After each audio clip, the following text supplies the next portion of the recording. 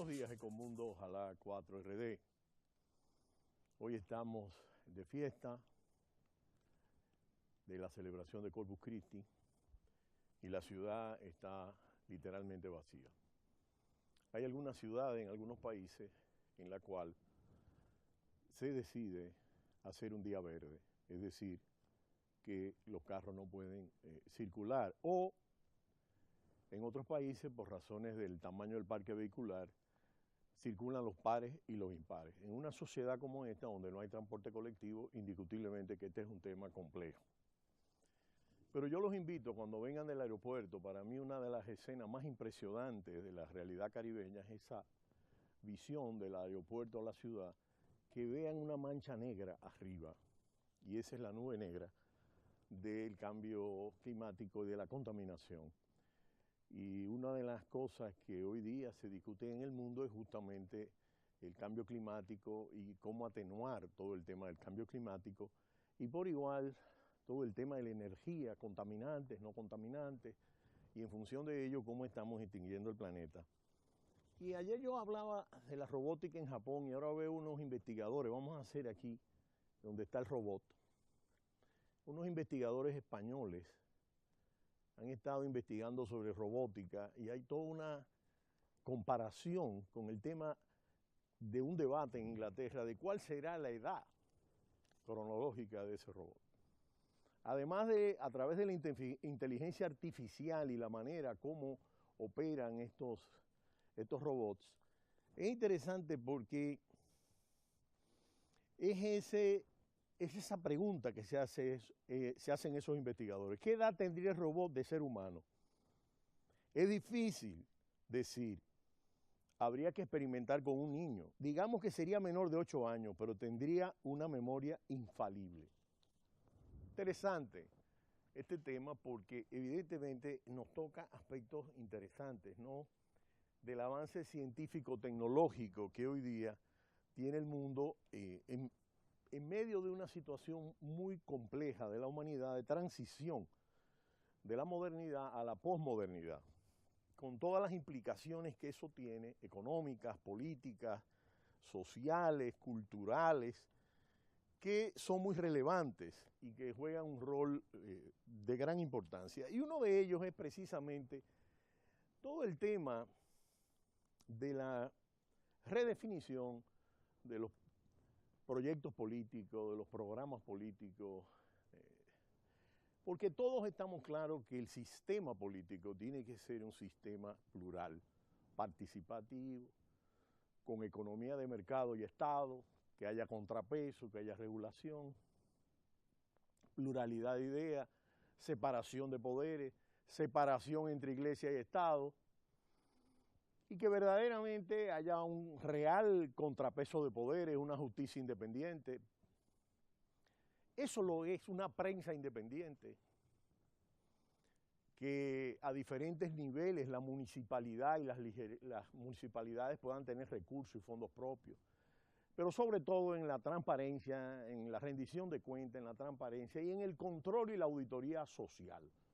Y por eso muchos autores hablan de capital social y aquellas sociedades que logran articular una sociedad en torno a ese capital social y cómo construir capital social, pues evidentemente va en el sentido de esta nueva corriente que se abre en el mundo con la posmodernidad y con todo lo que implica desde el punto de vista económico las sociedades denominadas postindustriales, en donde hay una serie de características.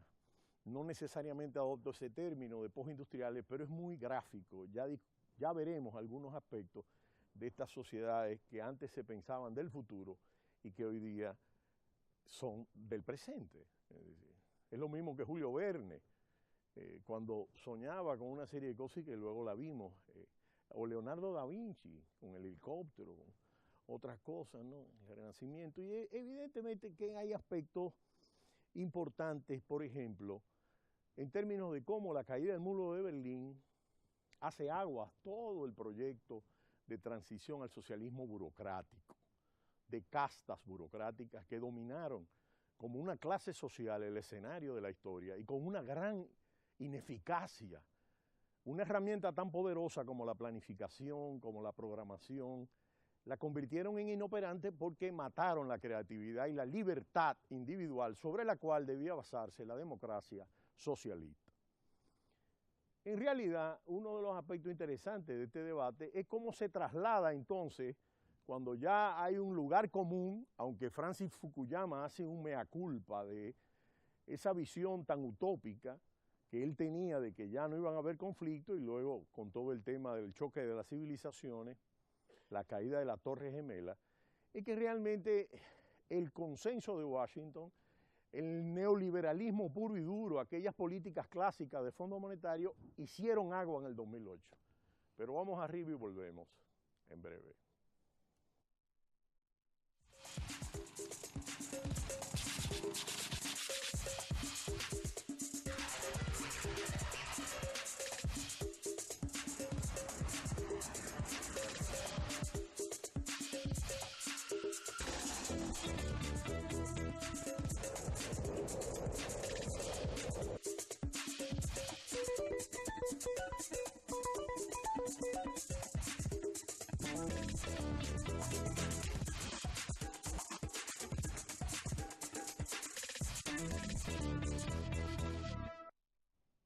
Y uno de los temas que hemos estado viendo como parte de la agenda dominante es el tema de cómo se plantea la apertura de Cuba. Hoy día cumple años Raúl Castro, 84. Realmente los dictadores antiguos, ancianos, ya Fidel Castro que casi ni puede caminar, ni puede hablar, y Raúl Castro con 84. Es decir, prácticamente es una élite política donde hay una dictadura política institucional de un partido y donde no hay libertad política, libertad de organización. De manera que es un hecho curioso que esta casta burocrática, esta clase política, porque es una clase que se convierte en clase por el ejercicio y la manera como vive, con grandes lujos, grandes ostentaciones. Realmente aquí el problema fundamental es cómo Cuba ha estado marcando una línea de política internacional y nacional coherente. Y Maduro, que es un alumno de la Revolución Cubana, tiene una postura inmadura, incoherente. Aunque UNASUR y todos los países agrupados en las iniciativas y programas de provecho que impulsó el presidente Chávez, lo apoyen. Por un problema de que también el imperio tiene sus dictadores famosos, ¿no? Un poco lo que Rafael Herrera decía, de que cada uno tiene sus ladrones favoritos y sus corruptos favoritos. Pero en realidad ya se firmó un documento de varios expresidentes latinoamericanos, estamos hablando de 7, 8 expresidentes, y Felipe González va a visitar Caracas, y evidentemente que hay intentos serios de cuestionamiento de la libertad individual, de la libertad de prensa, de la libertad de reunión, de la libertad de movilización, bastante serias en el caso venezolano. Además de una ineficiencia importante en el manejo de los fondos desde el punto de vista económico. No vayamos a la corrupción, que hay mucha de esa clase y de esa casta. No digo que todos, y les reconozco avances al proceso chavista, avances innegables en muchos aspectos de la política social, pero indiscutiblemente que aún el ideólogo de todo el esquema económico ha planteado serias diferencias sobre el tema de los subsidios y la relación con el sistema de precios y con el tipo de cambio. Es decir, no es posible violentar esos mecanismos sobre la base de un discurso que no tiene asidero analítico real. Pero es interesante porque tenemos elecciones en México y hay ahí todo un debate porque la derecha ha estado en una fragilidad, y el caso español, donde Podemos y Ciudadanos avanzan y hay proyectos políticos de convergencia, sobre todo con un gobierno centro-izquierda de Matteo Renzi en Italia, que acaba de ganar en 7 de 8 regiones, y todo el caso de Syriza en el caso de Grecia. Interesante, aunque Cameron gana la mayoría en Inglaterra. realmente es todo un escenario de centroizquierda, centroderecha, pero los puntos básicos del programa radican en los que dije al principio. Eso es lo que hoy día se está planteando, estamos discutiendo.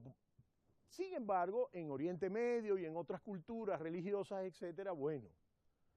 Pero en el caso dominicano, hoy es día de Corpus Christi, y no se mueve el calendario laboral, y es una religión determinada, que hay muchas religiones, hay personas que no tienen religiones.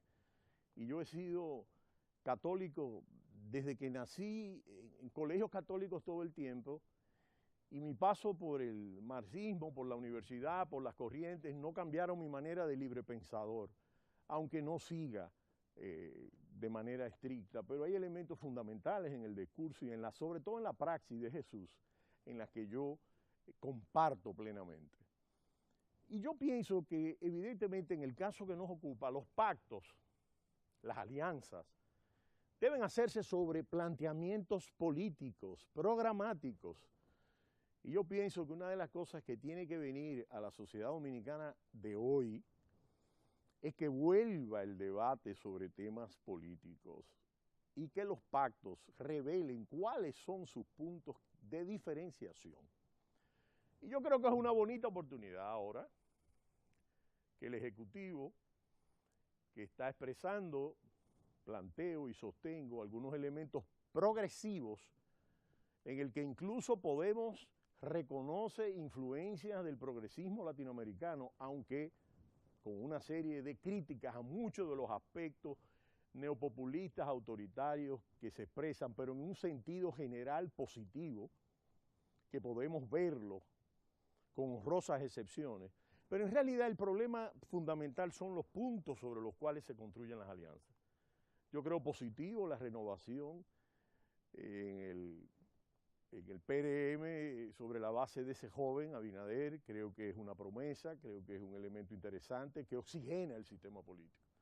Como creo que la mayoría del Ejecutivo actual oxigena el sistema político, porque pienso que ha establecido una diferenciación con relación a una corriente monárquica, autoritaria, porque indiscutiblemente colocó a su consorte en una posición estratégica del sistema de poder a través de una serie de beneficios y de subsidios económicos.